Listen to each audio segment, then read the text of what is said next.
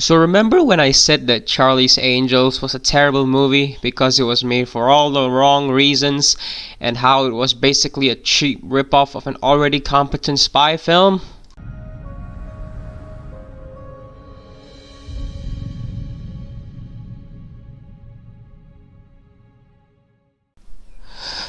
Oh boy.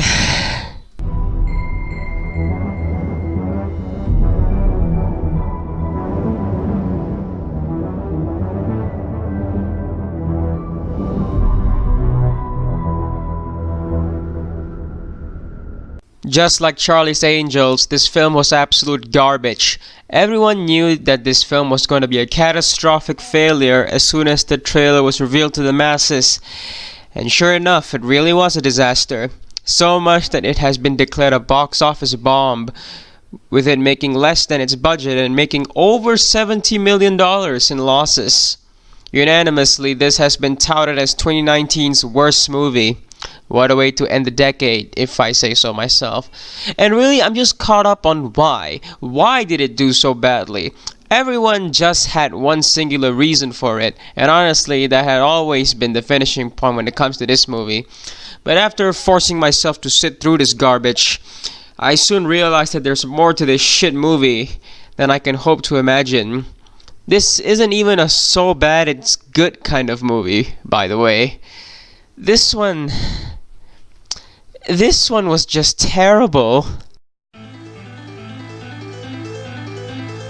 So one fine day, from the depths of Tartarus came the Cats trailer, and people didn't like it.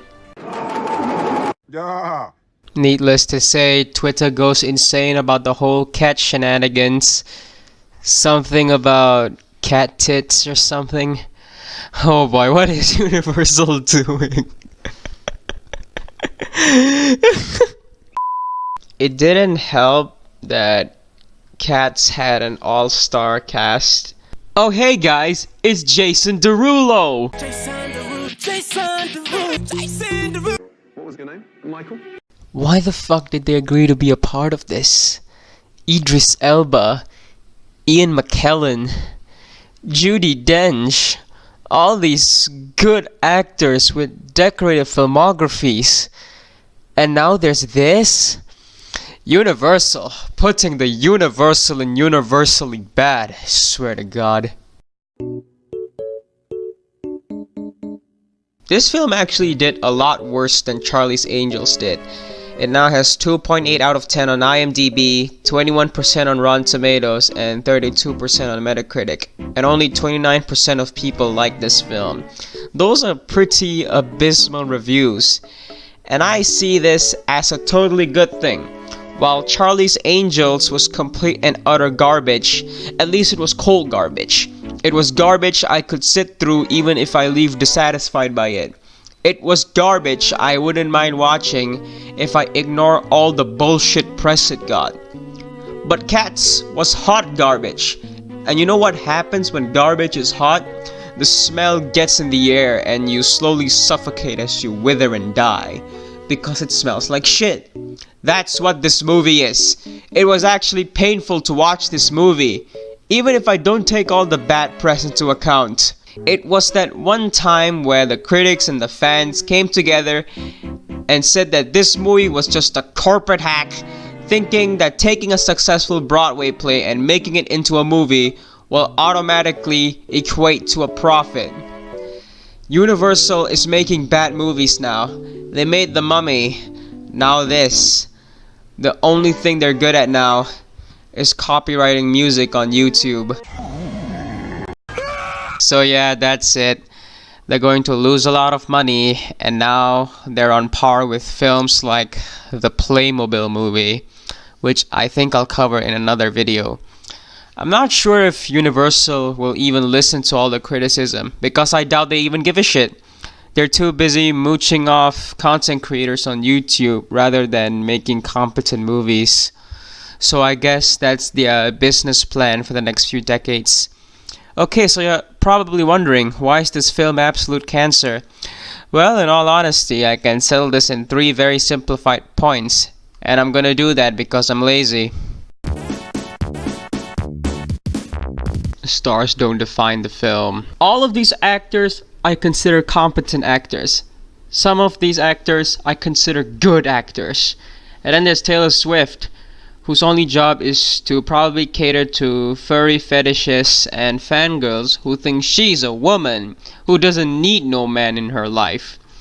However, even if you have an all-star cast, that doesn't mean that you have a good movie. That's like casting Christoph Waltz in Green Hornet and telling him to be the bad guy after seeing him in Inglourious Basterds and Django Unchained. If you're going to bring good actors, you need to make good characters. And let's be honest, they're not playing good characters.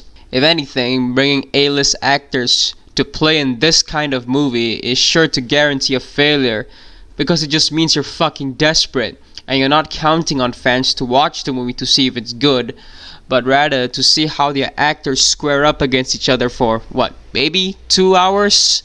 The CGI is terrible. I think you guys saw this coming, didn't you? Once again, the look is just terrible in this film. I like the environments and backgrounds and all, but that's about it. The characters just look dreadful. They literally just stuck fur, cat ears, and tails to them, and that's about it. It's like as if they took more inspiration from anime, if anything. And fucking Beastars does better than this. And really, this and the previous point is mainly because of the third point. What's in Broadway stays in Broadway. Now, this is just a half-true statement. Sometimes there are really good films adapted from Broadway plays. One good example would be Sweeney Todd, the Demon Barber of Fleet Street. Tim Burton puts his zany and insane vibe to this already dark play, and everything works about this film. Helena Bonham Carter plays a good Mrs. Lovett. Johnny Depp plays a great Sweeney Todd. It works. And then you have this, which honestly is a perfect example of why Broadway plays should not always be adapted completely. Okay, so in extra context, Cats was originally a poem. One of the many poems involving cats in T.S. Eliot's Old Possum's book of Practical Cats. Then came Andrew Lloyd Webber, who adapted this book and turned it into the successful musical. I want you to take a look at this small snippet of the Cats Broadway musical for a quick second.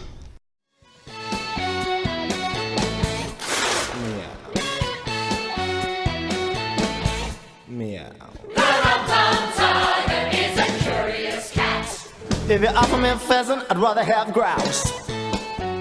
If you put me in a house, I would much prefer a flat. If you put me in a flat, then I'd rather have a house. Okay, so to me, that looks gay as fuck, but it sure looks a lot competent than that piece of shit. The reason why the Broadway musical was so successful is not just because they have more liberty of being a play, it's because they're a lot more creative. They didn't have CGI, they had really creative costumes and makeup, which made each and every character distinct. The environments and props which they used for the play were astounding. It really fit with the tone of the musical. Because of the lack of computer graphics and because of the gritty nature of the play with how everything moves in real time before you on the stage, it makes you, the viewer, a part of the whole experience. A play has more liberties because it doesn't need CGI, it doesn't need graphics, nor do they need A-list actors. They have established talent that they drill to high hell to ensure that the show is always trying to be a guaranteed 100% each time the show is aired. And what's good about plays is that there is sometimes going to be a different variation of the same play. So there's this aspect of replay value that lies within. The Broadway musical is great, but this is shit. There's no variation, there's no originality, there's no uniqueness put into this at all. It'll be the same piece of shit no matter how many times you watch it, and this film only serves to be nothing more than the fruit of a corporate hack, and it only serves to be a waste of time and money. It's cancer! Honestly, I don't know if I can even waste my breath any longer talking about this garbage. It hurts to look at it. It hurts to talk about it. And I thought everything about Charlie's Angels was terrible. But man, I was actually happy to be proven wrong, because I never imagined I'd be met with such a terrible cinematic disaster like this.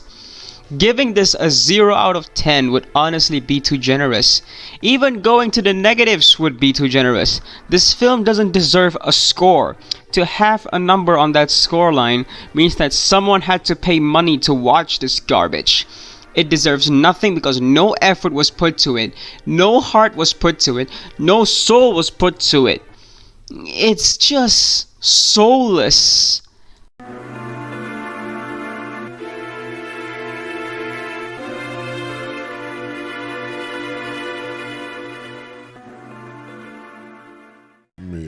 Oh, nigga, you gay!